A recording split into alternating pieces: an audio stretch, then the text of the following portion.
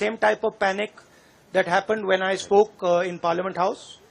Panic that suddenly made them revoke my Parliament membership. So I think it is panic because these matters are very close to the Prime Minister. And whenever you touch the Adani matter, the Prime Minister gets very uncomfortable and very nervous. देखिए, सबसे पहले बात यह तो आधिकारिक रूप से हमें कुछ नहीं बताया गया है। परंपरा ये होते हैं कि बुलेटिन निकालते हैं और नहीं तो फोन पे कम से कम सूचना दिए जाते हैं, लेकिन इस बार पता नहीं अचानक क्या जरूरी स्थिति पैदा हो गए कि बिना पूछे, बिना सलाह, बिना मशवरा इस तरीके की सदन बुलाने की नौबत आ गई।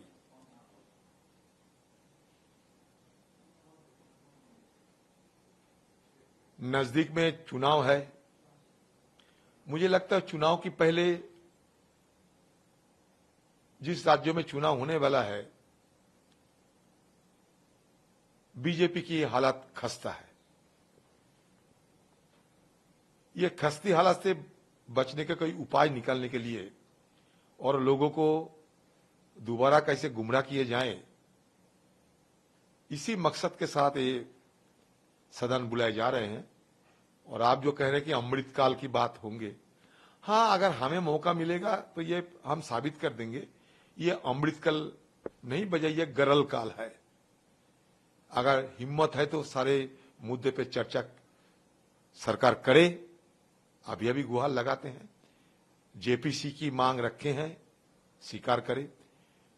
चीन के अतिक्रमण पे बात हो, मणिपुर पे बात हो, जो जो मुद्दा हम रखना चाहते हैं सारे मुद्दे पे बात होना चाहिए। सरकार चुप्पी साधे रहेंगे और हम अगर बोलने का कोशिश करेंगे तो हमारे खिलाफ आरोप लगाने का कोई साजिश होगी तो हम तो इसका विरोध करेंगे। जरूरी स्थिति क्या हुई कि अचानक ये सदन बुलाने पड़ी, ये तो मेरा समझ में नहीं आते हैं। फिर भी कुछ होगा सरकार की।